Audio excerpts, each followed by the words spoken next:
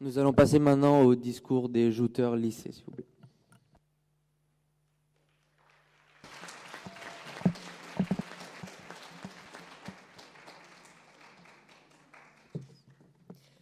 Bonjour mesdames et messieurs, tout le monde qui est ici. Je m'appelle Alvar Mora Pereira.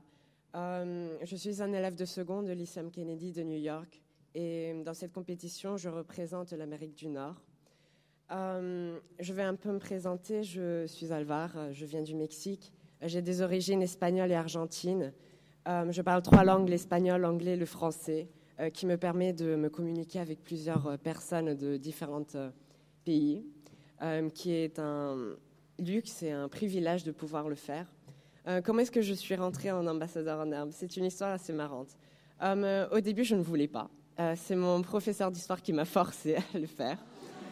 Mais par contre, ce qui était bien, c'est que de plus en plus que j'ai avancé dans cette compétition, je me suis rendu compte à quel point c'est un privilège de pouvoir s'exprimer, de pouvoir parler, de pouvoir avoir cette liberté d'expression, que c'est le thème qu'on est en train d'aborder. Et je pense que c'est quelque chose qui est bien de pouvoir s'exprimer, et spécialement dans une compétition. Hello, ladies and gentlemen, everyone who is present here. My name is Alvar Mora Pereira. I am a 10th grader at Lyceum Kennedy of New York. In this competition, I represent North America. And I will start by a little bit presentation of me. I was born in Mexico, but I have Spanish and Argentinian origins.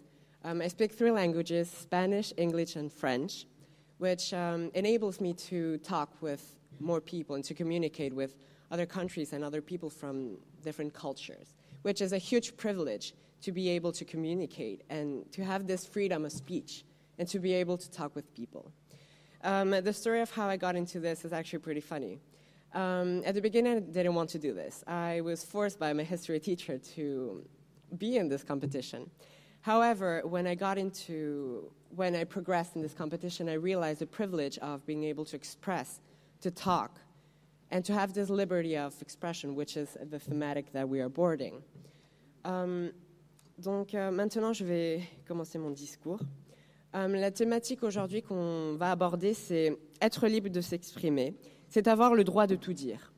Je vais parler de 2 thèmes. Le premier, des limites légitimes, et des limites illégitimes. Je vais développer parce que c'est un concept que pas beaucoup de gens pensent. Et dans la deuxième, je vais parler de l'influence de l'éducation dans les médias et dans le thème de la liberté d'expression.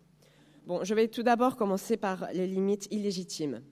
Il y a des pays dans le monde comme la Corée du Nord qui n'ont pas ce droit de s'exprimer. Et c'est dans ces lieux où il faut dire oui, on peut tout dire. On peut dire qu'on n'est pas d'accord avec le gouvernement. On peut dire qu'on n'est pas d'accord avec des choses. On peut dire qu'on n'est pas d'accord avec la religion ou avec d'autres idées. C'est là où il faut dire oui, on a le droit de dire, on a le droit de parler et on a le droit de faire ce qu'on veut. Il y a beaucoup de cas, par exemple avec Malala Yousafzai, qui défendait une cause exceptionnelle pour les filles qui voulaient aller à l'école. Et elle a créé un web où elle défendait ses causes. Et dans ce média, à cause de cela, elle s'est fait tirer une balle dans la tête. Cela nous montre à quel point, des fois, la liberté d'expression est réprimée et qu'il est important de pousser ces pays, de pousser ces gens à dire « oui, on peut tout dire et on peut faire quelque chose pour améliorer ». Maintenant, je vais passer aux limites légitimes. Les États-Unis, comme la France, est un pays emblématique de la liberté d'expression. C'est le cas grâce au premier amendement de la Constitution des États-Unis qui décrit que le droit de s'exprimer est un droit humain, est un droit qu'on peut faire, et c'est quelque chose qui est bon. Dans ce genre de pays, il y a des limites. Qu'est-ce que je veux dire par des limites ? Des limites où on ne peut pas faire des commentaires racistes, homophobes, sexistes contre des gens, et en sollicitant de la haine et de la violence contre d'autres populations et des minorités et des gens en général. Ces limites sont totalement légitimes et compréhensibles, et elles sont défendues par la loi, parce qu'il faut défendre tout peuple, tous les gens, les hommes et les femmes de toute ethnicité, et qui est bien. Maintenant, je vais parler sur l'éducation et sur l'influence. À l'école, on apprend à réfléchir. On apprend à réfléchir pour nous-mêmes, avoir une opinion personnelle. Et ça nous apprend à ouvrir notre esprit, à avoir un esprit critique. À l'école, on apprend à analyser des documents. Et spécialement aux médias, on est tout le temps bombardé par des informations, par des images qui nous donnent des informations. Et qu'est-ce qu'il faut faire avec ces images ? Il faut les analyser. Comme j'avais dit, dans les pays comme la Corée du Nord, les réseaux sociaux sont censurés. Ou sinon, ils ne sont pas censurés, ils sont pleins de propagande.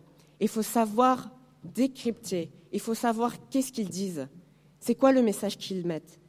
Et c'est grâce à l'éducation qu'on apprend ce genre de choses. Aussi, il y a des ONG qui aident à des populations qui n'ont pas nécessairement ce contact avec les réseaux sociaux. Et ils les apprennent à filmer, à voir des reportages, ensuite les propager sur Internet. Et c'est important parce qu'il ne faut pas envoyer des informations fausses. Il ne faut pas envoyer des choses qui ne sont pas vraies, qu'on peut les manipuler. Et c'est quelque chose qui est important d'être conscient. Que dans les réseaux sociaux, évidemment, il y a des choses vraies, mais aussi il y a des informations fausses. Et il faut être au courant de cela. C'est important d'être au courant parce que dans notre monde, c'est important de savoir la vérité. C'est important d'être au courant de ce qui se passe dans notre alentour et dans notre pays et dans le monde entier. J'aimerais conclure avec quelques mots que l'éducation permet d'être un bon citoyen en permettant aux jeunes étudiants de réfléchir par eux-mêmes et d'avoir une réflexion et une ouverture d'esprit. Si de plus en plus d'enfants dans le futur sont éduqués dans les médias et dans leur pays, nous pourrons plus facilement améliorer notre société. J'aimerais conclure par, comme la Déclaration des droits des hommes le disent, il faut être conscient que notre liberté d'expression a des limites. Et ça dit, la liberté des uns s'arrête lorsque commence celle des autres. Merci beaucoup pour votre attention.